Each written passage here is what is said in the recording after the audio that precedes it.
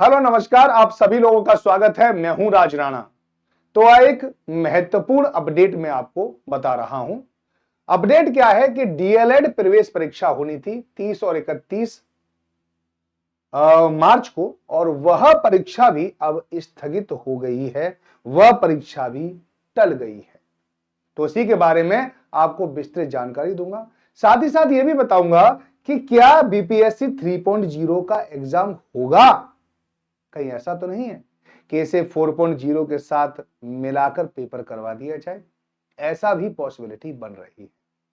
तो पहले तो वो न्यूज देख लें जो काफी ज्यादा महत्वपूर्ण है। ये डीएलएड का पेपर किस कारणों से स्थगित किया गया है, आइए पहले इसको मैं आपको बता दूं क्या है ये। तो ये खबर पटना से है, ठीक है। बिहार विद्यालय परीक्षा समिति ने सत्र 2024-26 में डीएलएड में नामांकन के लिए 30 से 31 मार्च को सीबीटी यानी कंप्यूटर आधारित परीक्षा को स्थगित कर दिया है। तो डीएलएड करने के बाद आप 1 to 5 में और 6 to 8 में टीचर बन सकते हैं। ये बात आपको पता होगी।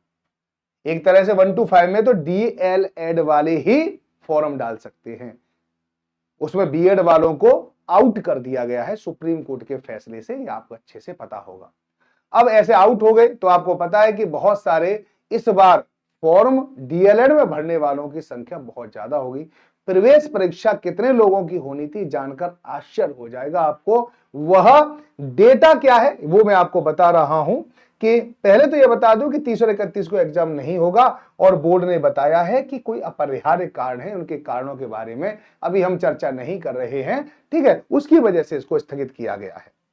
बहरहाल इस बार डीएलएड में प्रवेश परीक्षा के लिए रिकॉर्ड 6,81,982 यानी लगभग 6 लाख, यानी 6.5 लाख समझ लो, 6.5 लाख अभ्यर्थी इस बार परीक्षा देने थे डीएलएड वाले। समझ रहे हो ना, कुछ समझ में आ रहा है। डीएलएड, ठीक है। बीएड वाले भी बहुत सारे डीएलएड कर रहे होंगे इस समय पर, क्योंकि डीएलएड अनिवार्य कर दी है 1 to 5 के लिए, और 1 to 5 की वैकेंसी बहुत ज्यादा आती है, ठीक है। इस वजह से लोग डीएलएड करना चाह रहे हैं, और इस वजह से नामांकन जो संख्या है वो ज्यादा हो गई, 6 लाख से ऊपर हुई, ठीक है। 9 जिलों में 53 परीक्षा केंद्र बनाए गए थे। पटना में सबसे अधिक 36 केंद्रों पर परीक्षा होगी। पहली प्रवेश परीक्षा 30 से 28 अप्रैल तक होनी तय थी, ठीक है। 30 मार्च से 28 अप्रैल तक परीक्षा पटना, ठीक है, भोजपुर, भागलपुर, छपरा, सीवान, दरभंगा, गया, मुजफ्फरपुर और पूर्णिया में होनी थी। लेकिन अब यह परीक्षा नहीं होगी, ये बात आपको ध्यान रखना। अपरिहार्य कारण भले ही बोर्ड कह रहा हो, लेकिन अपरिहार्य कारण न होकर मैं सीधे सीधे बता रहा हूं, ये इसलिए परीक्षा स्थगित हो रही हैं। यही नहीं, चाहे यूपी की परीक्षा हो, चाहे यूपीएससी की परीक्षाएं हो, सब आचार संहिता जब से लगी है वो सारी की सारी परीक्षा स्थगित कर दी गई हैं, और अब वो परीक्षा सब 1 जून के बाद होंगी। तो इसकी भी संभावना 1 जून के बाद है। अब 1 जून के बाद क्या तुरंत एग्जाम हो जाएगा? क्योंकि यही प्रश्न हमारे पास बीपीएससी 3.0 में 1 to 5, 6 to 8, 9 और 10th, 11, 12 की परीक्षाओं से संबंधित है। टीआरई 3.0 का पेपर होगा। क्या ऐसा तो नहीं है कि पेपर आगे चलकर इसको 4.0 से मिला दिया जाए? क्योंकि आपको निश्चित रूप से पता होगा कि अगस्त में, ठीक है, ये कहा गया था कि अगस्त में 4.0 आएगा, ठीक है। टीआरई 4.0 आएगा, उसका एग्जाम अगस्त में होगा, ठीक है। अब टीआरई जो 3.0 है उसका एग्जाम अभी नहीं हुआ। उसका एग्जाम एक तो रद्द हो गया, बाकी की डेट ही घोषित नहीं हुई। और जून, यानी आप समझ लो जो कि 10 जून तक तो आप छोड़ दीजिए, तब तक तो पेपर होगा ही होगा नहीं, ठीक है। सरकार का गठन होगा, ये काफी सारा समय लगता है, यह बात आपको पता होगा। 10 जून के बाद पेपर होने की संभावना है। और जून में अगर पेपर होगा तो जून में पेपर अगर मान लो कितने पेपर होने, 1 to 5 का होना है, 6 to 8 का होना है, 9 और 10th का होना है, 11, 12th का होना है। तो इसमें 10 दिन तो आराम से लग जाएंगे अगर सारे एग्जाम होंगे तो 20 जून आ जाएगी।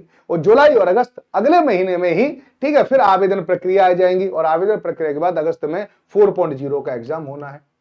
तो कहीं बीपीएससी ये ना सोच ले कि ऐसा है कि हमें तो भर्तियां ही तो करनी है, तो 4.0, 3.0 को दोनों को मिला देते हैं, और मिलाने के बाद एग्जाम ले लेते हैं। तो ऐसा भी संभावना आगे चलकर बन सकती है। और मेरा अपने प्यारे सभी अभ्यर्थियों से अनुरोध है कि आप एग्जाम डेट के चक्कर में बिल्कुल ना पड़े, ठीक है। मैं सारे सब लोगों को बता रहा हूं, एग्जाम आप 15 दिनों का अपना एक टारगेट तैयार करें, और ये सोचें कि 15 दिनों के बाद एग्जाम होना है।